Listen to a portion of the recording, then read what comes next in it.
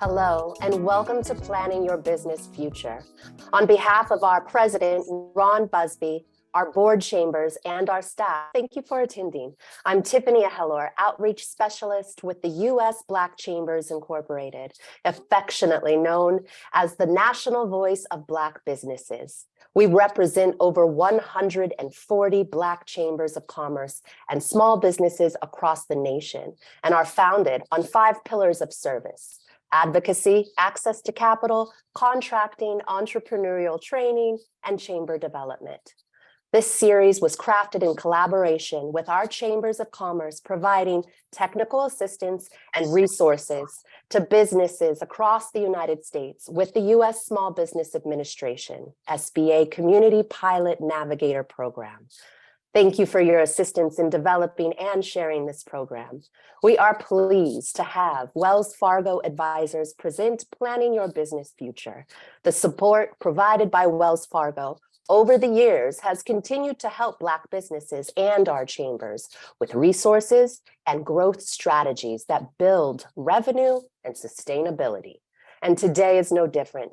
We would like to thank our partners in business banking, Wells Fargo Open for Business Technical Assistance, and the Wells Fargo advisors for their commitment in helping businesses achieve success. Today, we welcome you to this virtual summit of financial experts that will share strategies to increase your bottom line. Before we introduce today's first speaker, I encourage you to drop your questions into the chat, and we will address as many as possible at the end of today's webinar. Our first speaker is Mr. Scott Wren. Scott is Senior Global Market Strategist for Wells Fargo Investment Institute, WFII, a subsidiary of Wells Fargo Bank, which is focused on delivering the highest quality investment expertise and advice to help investors manage risk and succeed financially. He is a member of the Investment Strategy Committee, which is the team that produces strategy and guidance recommendations. Welcome, Mr. Scott Wren. All right, thanks, Tiffany. Good afternoon, everybody. What I want to talk to you about today for the next 15, 20 minutes or so is just what our outlook is in terms of the economy, interest rates, what the Federal Reserve is going to do, and what it might mean for the stock market. So let me tell you first that, as much as I'd love to have a bunch of good news that I can tell you is going to happen over the next month or two, I really can't do that. And the reason I can't is because our base case is that we are going to slip into a recession here. Now, the good news, and we'll go through some numbers and things like that, is that we don't think it's going to last very long. And by the second half of next year, I think there'll be some brighter skies on the horizon. But in the near term, the economy is slowing. It's going to slow into the middle portion of next year. If you would have asked me 10 months ago, something like that, when I thought the recession might start, I would have told you we'd probably be in one right now, mid-year, a little bit after that, something like that. So, the timing, at least for us, the timing on this particular recession has been difficult, but nonetheless, we think that we're going to see a recession. So why is that? Well, probably the number one reason is because the Federal Reserve is aggressively hiking interest rates. They've really, for the last 4 meetings in a row, they've gone ahead and hiked interest rates 75 basis points at each meeting. Federal Reserve's aggressively hiking rates here. Inflation, obviously very high, much higher than what any of us would like it or what the Federal Reserve would like it. They've hiked 75 basis points in a row. That is a very aggressive hiking path, and they're not finished yet. Now, I think we would argue that they're about to slow that pace. Next month at the December meeting, we think the likelihood is that they raise a half a point, so 50 basis points. And they probably have a couple more to go next year in the early part of the year. The problem is the Fed has a terrible track record of slowing the economy without causing a recession. So what typically happens is the economy starts to accelerate. which it did to some extent for a portion of the post-pandemic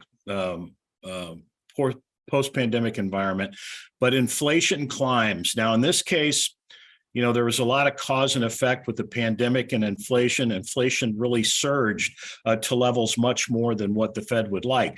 So they were behind the curve. They were slow to start hiking rates.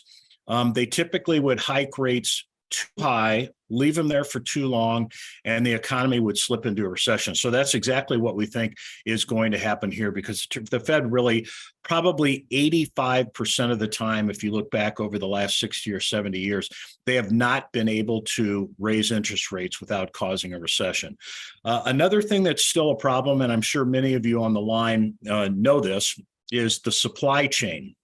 Now, that's the supply chain for goods, raw materials, as well as labor. So the supply chain is clearing up. It's better than what it was. There's a lot fewer ships, let's say at the port of Los Angeles, waiting to unload goods. But there is still a problem. And some of you may have seen Mary Barra, who was the CEO of General Motors a couple of weeks ago.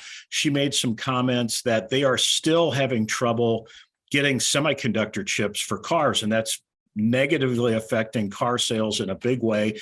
Any of you that have maybe bought new cars or tried to buy new cars lately know there's not many cars on dealers' lots, and you might have to wait 2, 3, 4 months for delivery of a new vehicle. So that's a problem. It continues. We expect it to get better, but it's going to take time. And then, of course, the labor shortages, that's a headwind for economic growth as well. And I'll give you an example. My wife and I, a couple of weeks ago, went out to dinner at one of our favorite restaurants, which is near our house. We walk in. The host says, well, it'll be a 45-minute wait for a table. I look over, there's 3 or 4 empty tables. They're all set. They're ready to go. They have a candle on them. Can't we sit there? And you know what I'm going to say here. The host said, I'm sorry, but we don't have enough workers to basically give you the level of service that we think you deserve. So, we're basically going to have to wait. And so that's just less business getting done. But the main cause of the slowing economy is the Federal Reserve. It just, the Fed wants all of us out there spending less money. The supply of most things, whether it's labor or raw materials, is tight. And the only thing they can really do is try to affect demand, create headwinds for demand. And so that's what they're trying to do. What have we been doing about it? Well, since early March, and really most of March and April, we made some adjustments to portfolios to make those portfolios less sensitive to the ebb and flow of the economy. So we've been more defensive and less cyclical. So if you think of it in terms of an asset class, let's say something like emerging markets. The emerging markets are very dependent on the developed world to buy stuff from them. Are their wages rising? Yes. Are they more and more people going into the middle class? Yes. Do they want the same things that most of us take for granted? Washing machines, a car, Cuisinarts, all that kind of stuff? Yes, they do. But the fact is, those economies are extremely reliant on the U.S. And the rest of the developed world buying their goods. And if the economies are slowing here and abroad, we're going to buy less of it. So we're not fond of emerging markets. If you look at smaller capitalization companies in the U.S., the Russell 2000 index is a small capitalization index, and that's what we use to track smaller cap companies. They tend to be more risky. Their balance sheets don't tend to be all that strong. They don't have as easy access to credit. They're not buying back shares. They don't have a lot of products. And so they're more susceptible to a downturn. So we've been underweight there, or unfavorable on that as well. If you look at sectors, and what I mean by sectors is Standard & Poor's categorizes all stocks into 11 different sectors, and we make recommendations based on those sectors. For instance, technology, healthcare, industrials, those types of things. If we think the sector is going to do better than the S&P 500 index as a whole, then we're overweight or we're favorable. If we think the sector is not going to do as well as the S&P 500, then we're underweight or unfavorable. So we make a recommendation on each of those 11 sectors based on what we think the outlook of the economy is going to do. So in terms of sectors, once again, we're trying to reduce the amount of exposure that portfolios have to the cyclicality, to the ebb and flow of the economy. So we reduced industrials, financials, consumer discretionary, real estate. And just so that we're all on the same page, let me give you an example of an industrial. This is not a buy or sell rating or recommendation or anything like that. Caterpillar. I live in St. Louis. Caterpillar's headquarters are a couple hours north of us in Peoria, Illinois. They make bulldozers, dump trucks, diesel engines, track hose, all those kinds of things. They operate in about 140 countries. And when the global economy is good, Caterpillar's doing pretty darn well. When the global economy is not doing well, Caterpillar isn't doing well. So industrials, that sector tends to be very broadly diversified globally. So we think we're having a global slowdown. We downgraded that. Another sector that I mentioned that you might be curious as to what that is the consumer discretionary sector. So that's the money that all of us, that's what we do with money, not that we spend on things we need. That's consumer staples. You need those. Consumer discretionary is things that we buy because we want them. So if you feel good about your job, good about the economy, good about your neighbor's job, basically you think things are doing pretty well, you're more prone to buy a new car, buy new furniture for your house, put in new carpet, remodel in general, all the kinds of things you wouldn't do if you thought that the economy was going to roll into a recession. You might lose your job. Your income was going to go down if you're retired, or inflation's very high and you just can't get as much for your money. So that's consumer discretionary. And all of those things are very tied to the economy. When the economy is doing well, those sectors are doing well.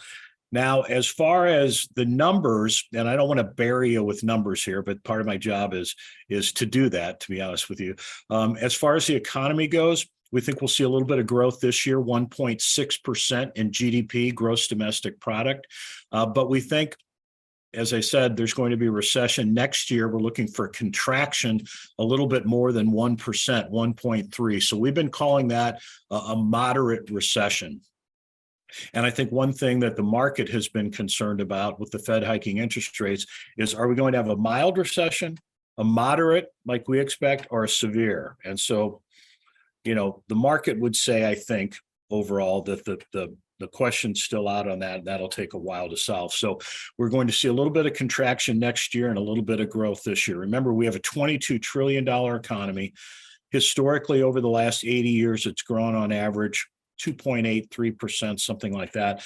But that's a big economy to grow 3% a year. So in my personal opinion, once we get through these things, and it might be a year or two before we do, if the economy could grow 2% and not have a lot of inflation, I think stocks and businesses can do well in that kind of an environment.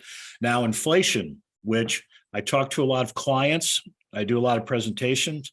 All of us go to the grocery store, we put gas in our cars, and that's where you're reminded of what inflation is every week when you do those things. So the good news is inflation has started to come down.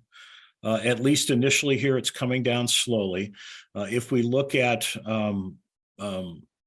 where inflation is now, we measure it by the CPI, the Consumer Price Index. It comes out every month.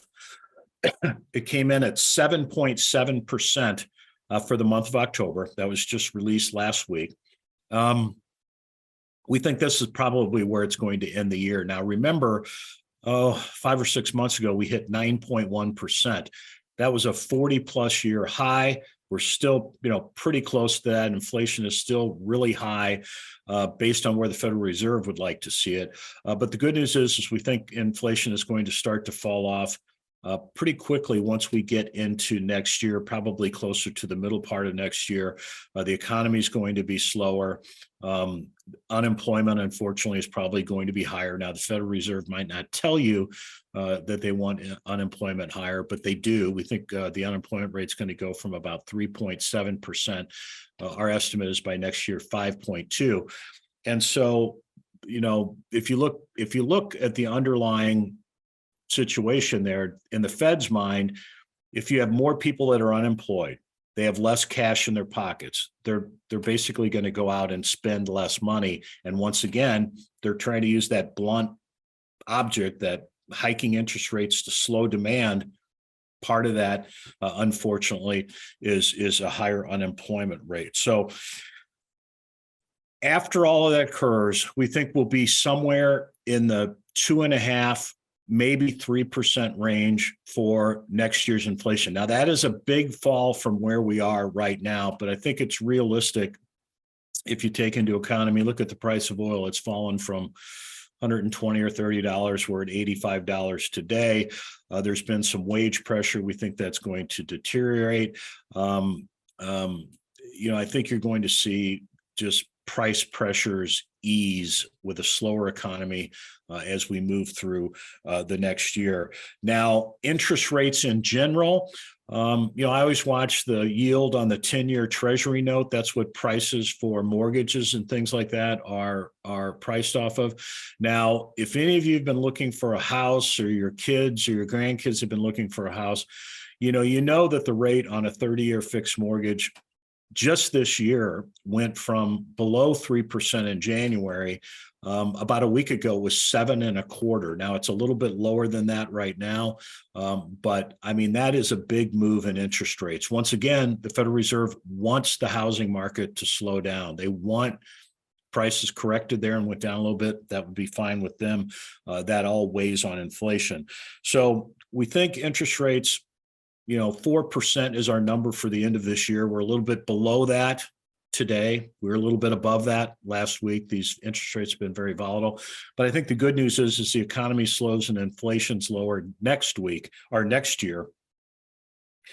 We're expecting, let's say, 3.5% on the yield on the 10-year. So in other words, for us, interest rates recently have been very near what we think will be the peak. We think it's likely that interest rates will go lower. We think people who have been looking at CD yields or just longer term bonds where the rates have been really low for a number of years, encouraging investors to think about putting some money in longer term bonds. The rates are higher than they've been for a long time. We don't think they're going to go much higher there. So what does all that mean for earnings for corporations for the S&P 500? Well, this year, I think there's probably going to be record earnings for the S&P 500. If you look at it in terms of numbers, last year, the S&P 500 per share earned about $210, $212 right in there. We've got a $215 number out there for this year. So you could call that flat to slightly higher. But once again, next year, when we see the recession, the modest recession, we think earnings will contract 4 or 5%. We have a $205 dollar number out there right now. I will say this, excuse me, both this year and next year, the consensus out on Wall Street, so basically the average economist's estimate of where earnings are going to be, this year I think is about $225, so we're below that. Next year, it's about $235. Once again, we're at 205, so we're below that as well. So, if we're wrong and earnings are higher, that's a good thing. And of course, all of you are business owners and you have consider business owners and all that. So the more money that companies are making, the better. They can employ more people, all those sorts of things. But we're probably going to have a little bit of stumble in that. And next year we see earnings, at least for the S&P 500. What's that mean for the stock market? Well, today we're trading the S&P 500, which I would encourage you to watch the stock market, not using the Dow, but using the S&P 500. You know, the Dow is only 30 stocks. It's a pretty narrow look at the U.S. economy, where the S&P 500 is 500 stocks, and it's a very broad look at the economy. We've got a 3,900 number out there. Today it's trading at about 4,000. So let's call it the market's about where we think it will be by the end of the year. You know, could we end up a little bit conservative? We could, but things have been very volatile, and you know, now we're down to a few weeks before the end of the year, 6 weeks, and anything can happen in a 6-week period. But let's just say we don't think the stock market's going to end the year too far from where we are right now. Now, are we probably going to see some volatile trading action? I think we probably will. But the good news is next year, once we get through this recession, and the stock market usually starts to turn up about halfway through the recession, which we think will last until, let's call it June, July, August, maybe something like that. So if you had to map it out, maybe March, April, something like that, the market would maybe start to recognize that, hey, inflation is going to be meaningfully lower. The Federal Reserve will have stopped hiking interest rates by then. As a matter of fact, we think in the second half of the year, they're going to be lowering interest rates. We've got 0.75% of lowering interest rates there. So the market tends to look ahead, recognize that there's likely brighter skies on the horizon, and we think that the S&P 500 will end around 4,400 next year. So that's a pretty good increase from where we are right now. Part of that also, and we don't have any 2024 economic estimates out, but part of it is going to be, you know, as we go through the second half of next year, the market continues to see good things happening, continues to see progress in 2024. And so the market ends on a strong note to end next year. So I talked about some of the sectors and the asset classes that we really haven't been all that fond of. What do we like? Well, we like U.S. over international. I talked about us being underweight emerging markets and the reasons for that. We're much more focused on what the U.S. is doing. Usually the U.S. leads the world into a recession, leads it out. Now, I would argue, you know, Europe could very well be in a recession right now, but I think that our economy is going to continue to do better and has the potential to do better relative to these international economies. We like larger cap stocks, so S&P 500 type stocks over the small caps, which, as I mentioned, were underweight or unfavorable there. Some of the attributes I talked about with small caps, it's the opposite with big S&P 500 type stocks. They have very good balance sheets. They have good cash flow. They're buying back shares. They have easy access to credit. They have lots of products. That's why people hide there in uncertain times. The big companies that know how to weather the storm, that's where, you know, people have been, and we've been hiding. We've been defensive, as I said. In terms of those sectors that I mentioned, the ones we've particularly liked, we've liked energy. That's worked out pretty well. Energy is only a small portion or small part of the capitalization of the S&P 500, but still it's done very, very well. We like healthcare. So that's defensive because we're all going to go to the doctor, buy our medicine, whether the economy is good or bad. That's why people hide there. We've liked technology. Now that's been a tough one. That's about a third of the total value of the S&P 500. It's done worse than the S&P 500. What we would recommend is that clients, you know, you want to have some technology exposure going forward here. And if you're underweight technology, we're recommending that you bring that up to at least an even weight. So let's call it 28, 30%, something like that of a portfolio. We think these companies are going to continue to grow. We think interest rates are going to come down, which is going to help the valuations there. If you do the math, and with technology being about a third of the value of the total value of the S&P 500, it's going to be hard to get to that 4,400 level we're looking for if technology doesn't at least participate. It doesn't have to lead the charge, but it has to participate. Otherwise, it's tough to do the math to get to those kinds of levels. You know, other sectors that we've upgraded here, on the more defensive side, I mentioned consumer staples. So those are things that we need: laundry detergent, toothpaste, food. We're going to buy those whether the economy is good or bad. We've also upgraded utilities. Once again, you're going to turn on the lights, take a hot shower, heat and cool your home, whether the economy is good or bad. So those are some of the things that we've liked.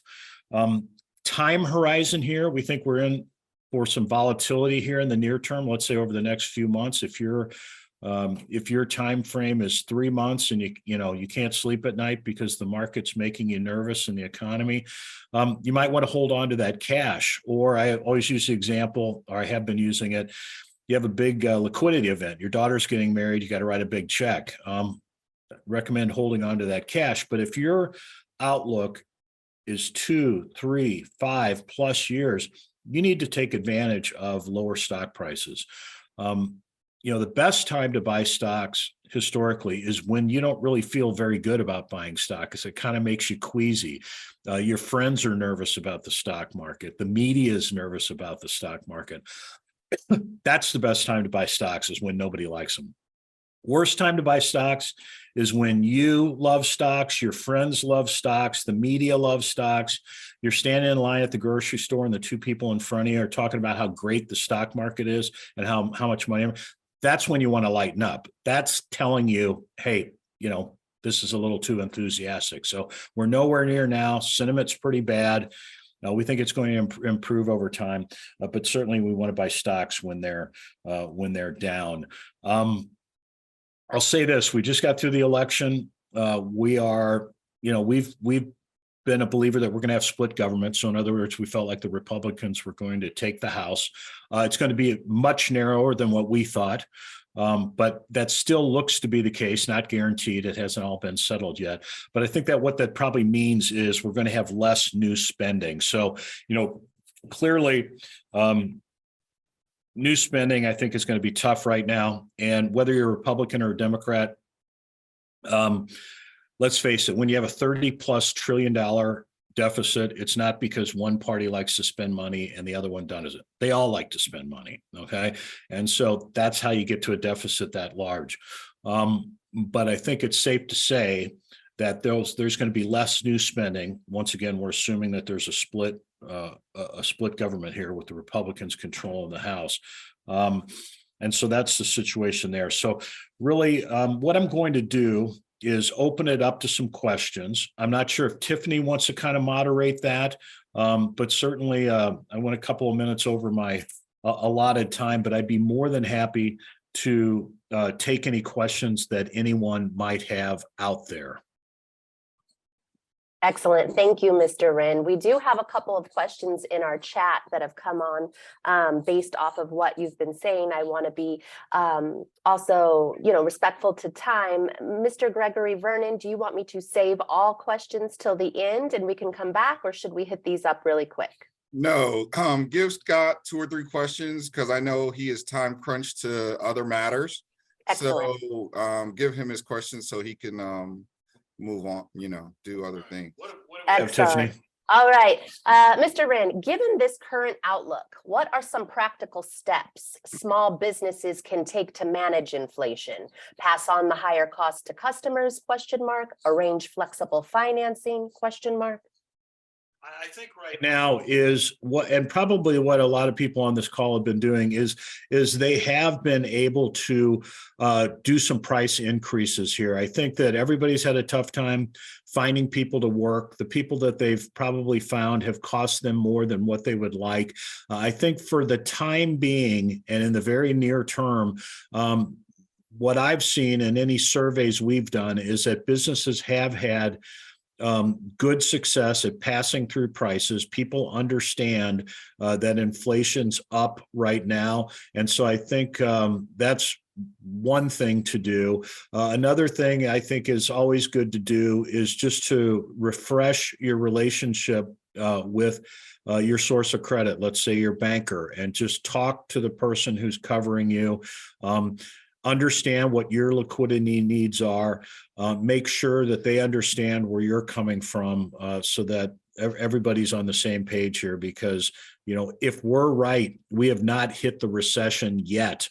It's going to come and go fairly quickly. Let's call it over 8-9 month period, something like that. But it hasn't started yet. So I think it's best to try to, address some of these things ahead of time. Excellent. The second question, I believe you've already touched on, based on the S&P, should businesses invest some of their profits in the stock market? You mentioned it's kind of low, so it's the best time to invest. Yeah. I mean, I would say, Tiffany, like I said, the best time to buy stocks is when people, including yourself, do not like stocks. So the sentiment out there is pretty bad right now. You want to take advantage of these pullbacks. Final question. What is your advice if I'm retiring in 5 to 7 years?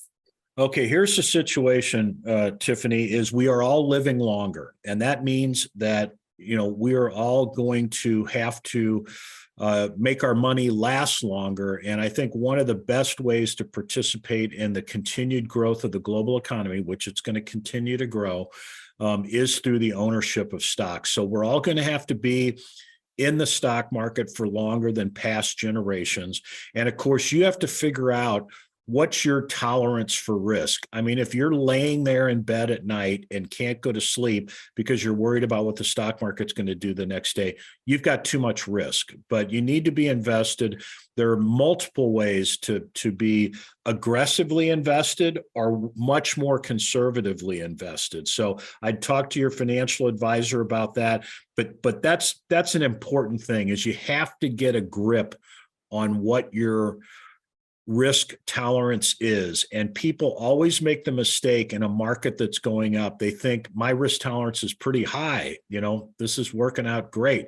But when the market turns, and, let's face it, from the high, all-time record high this past January, we were down 25% at one time, which that's pretty much in line with what you see during a moderate recession. So, figure out what your risk tolerance is and be invested to match that so that you can sleep at night. Mr. Scott Wren, we appreciate your guidance, your recommendations on strategy for investment. Next, we have our presenter, Mr. Greg Vernon, financial advisor with Wells Fargo Advisors, who is dedicated to helping individuals and businesses develop financial and investment strategies that line up with their needs, goals, and risk tolerance. His mission is to provide every client with a targeted, comprehensive financial advice and portfolio management. Greg is going to highlight ways to engage advisors, budget for retirement, and find paths to minimize taxes. Thank you, Mr. Vernon. All right, good day. Thank you everyone for attending the conference today. We can go to the slide, I guess, personal finance designed around you. What I find working with various clients is there's interest on how to grow their wealth or grow their nest egg.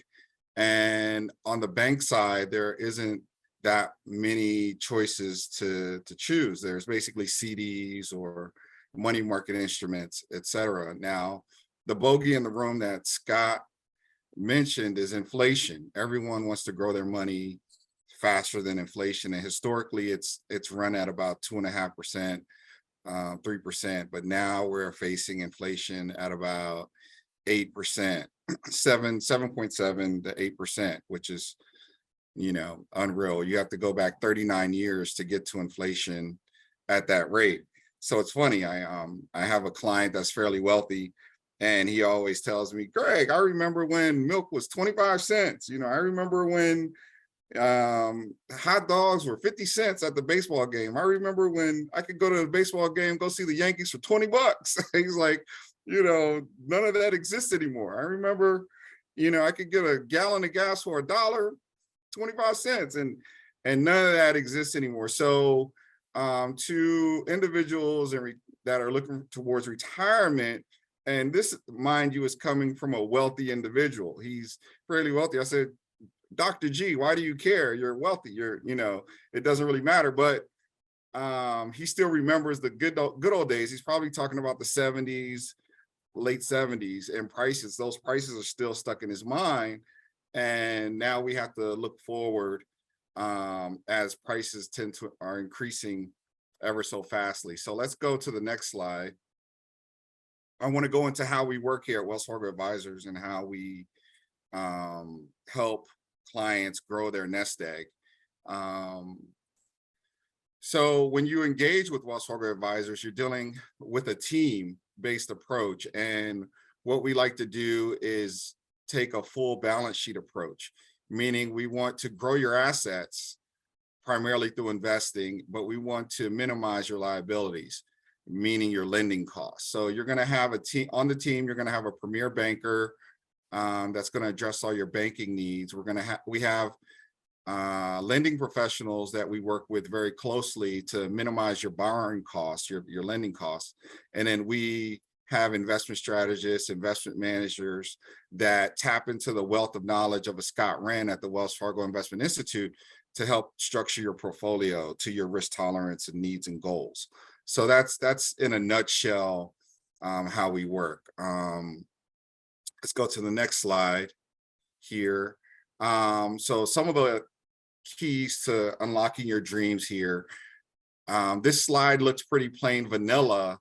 It becomes very interesting when you sit down with a couple. And so we had this presentation where we have cards where we give the husband a set of cards and we give a wife a set of cards, and they differ on what they care about the most here. So you might say, hey, I care about putting away for unexpected large expenses. And she might say, hey, I need a new marble kitchen. So where does that $40,000 to $50,000 go? That's a discussion that needs to be had. But this slide is pretty straightforward there. We can go to the next one. I'm going to run through because I want to get to Gary D.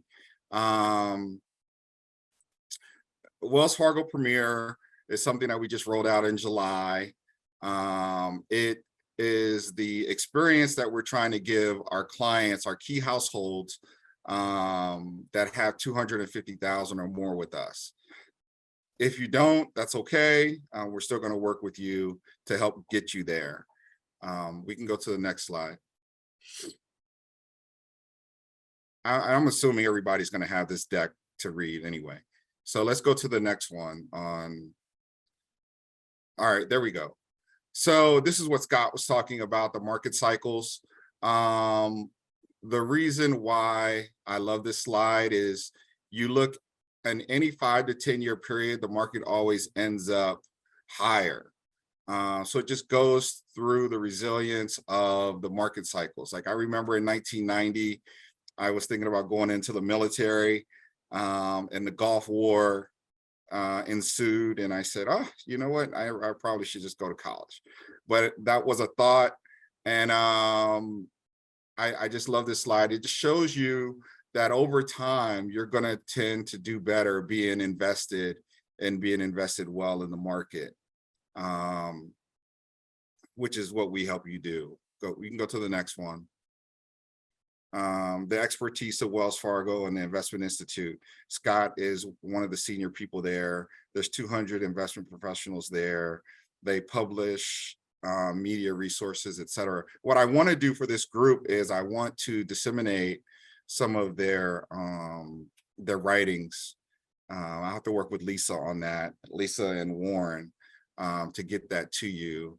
Because I think this presentation is more broad in scope, but I do want to pinpoint and get into further detail to areas of interest. So let's go to the next one. Okay, so I have brought on today because people have interest in retirement planning, vehicles or tax saving techniques, et cetera. I brought on a value-added partner, Gary DiLoretto here, and he is with John Hancock. And the reason why I chose John Hancock is they are #1 in this particular space in 401ks and for small business, just like Wells Fargo is #1 in small business lending. It's you know, I'm in LA. So in LA, I attended the LA Black Chamber of Commerce meeting recently. And it was funny because they gave the Bank of the Year award to B of A. And I said, you know, during the pandemic, Wells Fargo received $400 million from the government in PPP money, and we disseminated that. And the government also gave us another $400 million to disseminate that money to small business, and Wells Fargo donated that. So our total impact to the small business community was really large. And I think we were the only major bank that did that. So it just shows our commitment to the small business space. So I'm happy to introduce Gary D on, because he works with small businesses daily on structuring tax efficient plans for retirement, for business owners, and for your individuals that help your entity grow. So with that, I'll turn it over to Gary D. All right, thanks, Greg, and thank you everyone for spending a few minutes with me today. As Greg mentioned, I work with John Hancock Retirement Services. I've been doing this particular role, working with small business owners and financial advisors for about the last 15 years. And what I want to go through today is some of those conversations I've had over those 15 years on finding the right retirement plan for those businesses that I talk to, because it's not a one size fits all product. It's more of what type of goals do you have for you and your employees. Warren, if we can go to the next two slides, one slide past this one, thank you. So when I go out and I speak with a business owner, everyone's goals are different. One business owner's goal might be to maximize tax deferrals for themselves and a few key employees. Another goal for setting up a corporate retirement plan is to attract and retain talent. And the other one is just to save for retirement. Those are like the three common themes when you're setting up a retirement plan. And for those people who don't have a plan set up now, thought about it in the past, historically barriers have been, hey, it's too expensive to set up, or this is a really complex benefit. I don't really have time to manage it, or I'm not able to put away as much money as I would like. There's been, competitive balance has really driven down cost. And a lot of the regulations in our industry have made it a little bit easier to understand. We've disclosed a lot more information to our clients. So I just want to go through the different options today that you have as a small business owner to make sure that you have the right plan in place for yourself currently. And if you're thinking about putting together a plan for you and your employees, going down that right avenue, choosing the right retirement plan that's best for you. Warren, if we can go to the next slide. Historically, small businesses have fell into these three types of retirement plans. Either they set up a simple IRA, a SEP IRA, or they have a 401k and profit sharing. And each has their advantages. And I'm going to talk a little bit about those advantages. So and let's define what a small business is. The Bureau of Labor Statistics, it really defines a small business as 500 employees or less. When we're talking about retirement plans, though, the retirement plan industry as its own entity, we're really talking about 100 employees or less. I would say businesses that I speak with range from 4 employees to 4,000 employees, right? There's a wide range of companies that I'm talking with. And each one of these is going to be a better fit for those types of companies, depending on size and goals. A simple IRA, and this is depending a lot on what state you are in, right? In California, where I'm located, there's a state mandated law where if you have over 5 employees, you have to have a retirement plan for your employees. New York has a similar law, Connecticut and similar states throughout the country have laws like that. Well, others don't. So either you're going to take the state mandated plan or you're going to set up a plan like a simple SEP or 401k for yourself. There's benefits, pros and cons to the state run plans. We're not going to get into those today because I don't know what state you're in. I don't want to give you wrong advice. But a simple IRA is what the title says. It's simple, right? You're not allowed to put in as much money as you are as if you set up a SEP or a 401k, but it's a benefit just to get started. It really is the first introductory step into setting up a retirement plan for your company. A SEP IRA, and we'll go over the difference of the rules. A SEP IRA, in my opinion and in my experience, it could be a good option for those tightly held companies. You don't have a lot of employees. The employees or the owners are working closely together. They could be family members. A SEP IRA might be a good fit for you as well on that one. The most common and most popular, especially in today's environment, is the 401k profit sharing plan. And the reason why it's become popular is twofold. Number one, a 401k allows employees to put in their own money from their paycheck, defer and save for themselves in retirement. And a profit sharing plan is a completely optional add-on that the employer can put in money for the employees as well as an added benefit. They don't have to, it's completely optional, but it gives the employer a lot of flexibility on how to design a retirement plan for themselves and their employees. So real quick, I was raised by my grandparents. My grandmother was a waitress. My grandfather was a school teacher. My grandma worked till she was 78 and retired on Social Security. By the time she was 78, she wasn't the quickest waitress, but she worked at a diner, so I don't think many people were upset about that. My grandfather retired, I think, when he was 55. I wasn't even in the house when he retired, but he retired on a teacher's pension, right? The reality, based on some of the data that we heard today, is most of us are not going to be able to retire on that. Most of your employees are not going to be able to retire on that.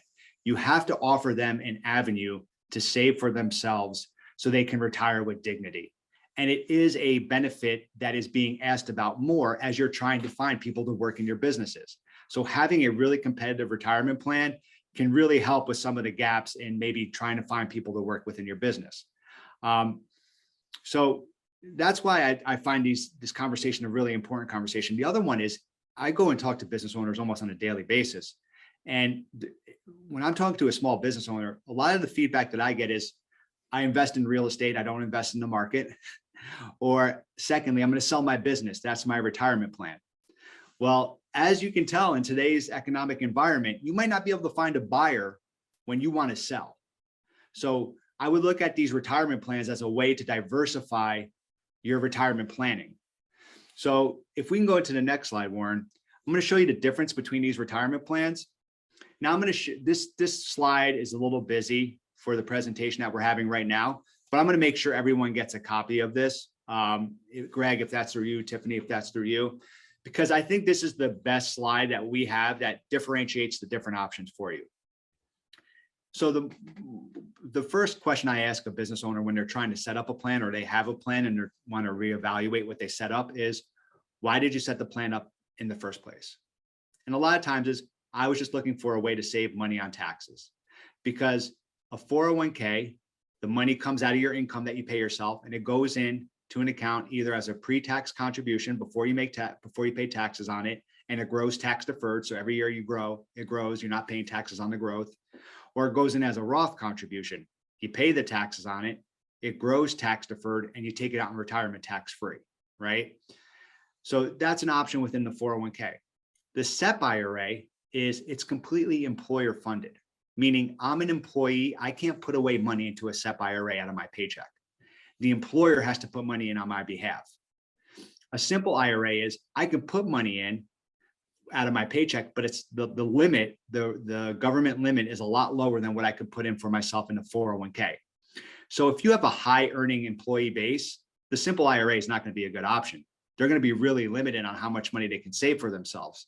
A 401k would be a really better option for you. Once again, if you're just looking to put something into place where you're just trying to offer a benefit, but you don't know how much of the employees are going to actually enroll into the plan, a simple IRA might be the better option, right? And this is a conversation that you would have with your financial advisor, and then they would bring in a product partner like myself. And we would really ask you the meaningful questions to find out which one of these retirement plans is going to be the best fit for you. Now, the last one, which we haven't talked about, the last column here that we haven't really talked about is what we call a defined benefit plan. If you're a business owner with a handful of employees and you're in your late 40s, 50s, maybe a little bit older, and you're really looking for ways to save money on taxes because you're having some really good years, this defined benefit cash balance plan might be a really good option for you, because this really allows you to supercharge your retirement plan savings. And once again, any money that is contributed by the business that goes into these retirement plans is a business expense. So you're not paying taxes on it. It's coming right off of your income. If we can go to the next slide, Warren. So for some of those that have retirement plans into place now and are utilizing a profit sharing plan, this gives an example of, we call HCEs. Those are people that the government defines as highly compensated employees. Highly compensated employee is anyone making over $130,000 a year within your business, or is a 5% owner or more, right? You can probably figure out pretty quickly who's an HCE. Everyone else that's not an HCE is a non-HCE, and they fall into the other category of being an NHCE. So when we're looking at this slide, I would say look at it as 3 owners and 8 employees. And if you look at the percentages on the bottom, that's the most important number in this slide. In each instance, the owners are putting away $112,000 for themselves. But there's different types of profit sharing plans that you can put into place. And if you're not getting good guidance, you might not put in the best one for you. So if you're just doing your traditional safe harbor 401k profit sharing plan, yeah, you're getting in the maximum of $112,000, but you're also giving your employees $50,000 to pass non-discrimination testing, right? So it's costing you $163,000. In the next example, which we call a permitted disparity profit sharing plan, you're still getting in the same maximum amount, 112,000, but it's only costing your business 150,000, right? It's more efficient. And then we go into the last profit sharing formula that we're allowed to use, the new comparability profit sharing plan. Once again, you're still maxing out at 112,000 for yourself as a business owner, but now you really limited what you have to put in for the rest of the employee population. So this is what we call as the most efficient for the owners when it comes to putting one of these profit sharing plans into place. So you might have a profit sharing plan right now, and you might think that you're maxing out and you're in a really great situation, but you might not be doing it as efficiently as you possibly can. Trust me, I come across these opportunities all the time. Gary, now, yeah. 1 second. Yeah. I'm being told that we have questions for you. Okay. And we have to wrap this up in the next 10 minutes. Oh, So I can wrap it up in 3 minutes and then get to the questions. Okay, awesome. All right. Yeah. All right. Yeah, no, but thank you for the heads up. Trust me, I could talk about this all day, fortunately or unfortunately. But the point being is, if you have something set up, it's always good to check it with an independent financial advisor just to make sure that you have the best setup for your business. And if you're thinking about setting something up, really think about what you're trying to accomplish. Just don't set it up for the sake of setting it up, because there are a ton of options out there for you, and they're not as expensive maybe in the past as they once were. And there's a ton of tax credits that your advisor and myself will know about. So once again, the barriers to entry have really come down, and it's always good to reevaluate what you have set up to make sure it's meeting your goals that day. So with that, I'll hand it over for questions. Excellent. Thank you. Wow. Mr. DiLoretto, Mr. Vernon, lots of financial wisdom being shared with us today. I can already tell I'm going to rewatch this a few times. There is a question in the chat to either of you gentlemen, Gary or Gregory. The question is, what is a good percentage of income that small business owners should invest in the stock market or other investments? If it's general, like advisory, like if you're trying to just decide how much of your income you should be putting away into the market, I'm going to leave that to Greg. If you're trying to, a general rule of thumb is you should be saving 10% of your income into a retirement plan. That's a general rule of thumb, but that's if you're an employee. If you're an employer that's making $500,000 a year, you know, is $50,000 a year going to get you to where you need to be in retirement? Probably not. You probably need to save a little bit more money than that. So your percentage is going to be a little bit higher, right? And once again, we can actually work with your CPA, and they'll work with us to give us a number that is appropriate for you to put away, and then we'll get that money working for you. That kind of rolls into another question. Are there different types of retirement plans that can maximize returns but have a lower risk factor? Sounds pretty specific to the client. Right. So yeah, exactly. So 90% of retirement plans out there, regardless if they're SEP, simple 401k profit sharing plan, invest in mutual funds, right? I'm not going to go too deep into what mutual funds are, but that could be in the stock market, that could be in the bond market, and each have a different layer of risk associated with that. For the most risk adverse investors that we have out there, we have what we call stable value funds. And they are backed by the provider. So in my case, John Hancock, right? Almost works like a CD, and it has a guaranteed interest rate, very much tied to the 10-year note, a little bit more shorter term. And right now you're getting around 3.5% rate of return guaranteed by John Hancock on those investments, but you're not really keeping up with inflation, right? With that rate of return. So once again, to Gregory's point, if it's going to keep you up at night, you know, reevaluate what your risk tolerance is, but have an honest conversation with your financial advisor if 3% is going to get you the balance that you need in retirement, because we're living a lot longer now. Yeah. I have clients that ask, oh, I don't want to lose money. I don't want to lose money. If nobody wants to lose money, the bank is not here to lose anybody any money. The fact of the matter is, if you're investing your money at 3.5%, and inflation is running 7.5%, you're losing money over the long term. Because like I said, those baseball tickets, the gas, the milk, the groceries, all of that, the prices of all those things are going up. They're going up exponentially fast in the short term, but even 20 years from now, you can expect those prices to be higher regardless, because there's just a latent inflation piece that's just going to be there. It's going to be the white noise in the background. I hope you guys enjoyed what was delivered today. I know we're short on time. Scott did have a lot to talk about. There's just a lot to talk about in the economy right now. So I hope that was very helpful. I look forward to working with you guys more to deliver content. I think Lisa wanted us to hone in on specifics, and I think Gary did a great job on giving you some of that.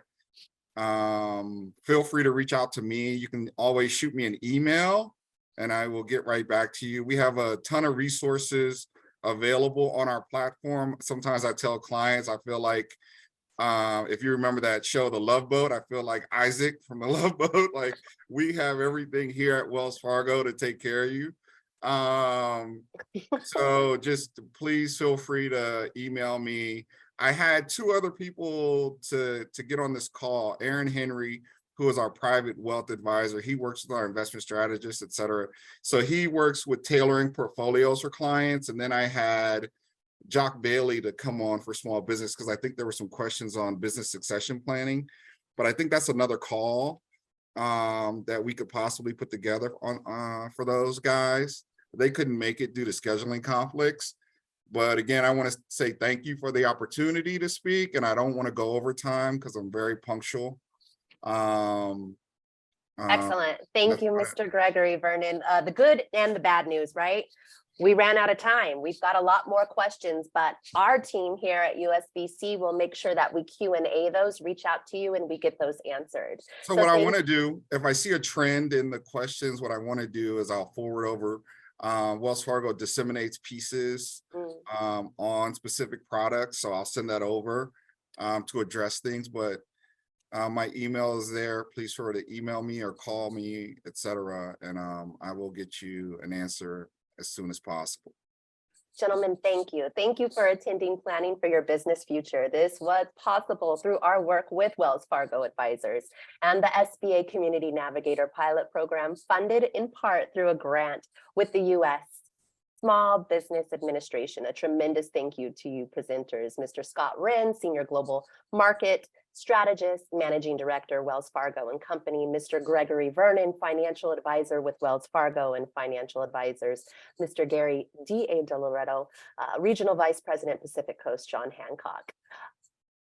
And to our Community Navigator Chambers, thank you for advocating for Black businesses, and to you, our viewers, for sharing in this discussion. USBC introduced By Black, the only Black certification program with a business directory, providing businesses that certify access to private and public procurement opportunities, highlights, and other benefits. This online program can help prepare you for the contracting space as documents preparation guide. Certify today by visiting usblackchambers.org/certification. We invite you to give us your feedback on today's session. Just scan the QR code or type in www.surveymonkey.com/r/bizfuture. Join us for upcoming November events by visiting usblackchambers.org/webinars to register for topics such as Ask Me Anything Reels, presented by MetaBoost, this Thursday, November 17th at 1 p.m. Eastern Standard Time. Get your local business on Google search and maps also on Thursday, November 17th at 5 p.m. Eastern Time, and much more. So follow us on social media at usblackchambers.org. If today's forum prompted additional questions and interests, feel free to contact us at programs@usblackchambers.org. Thank you for joining today, and happy holidays.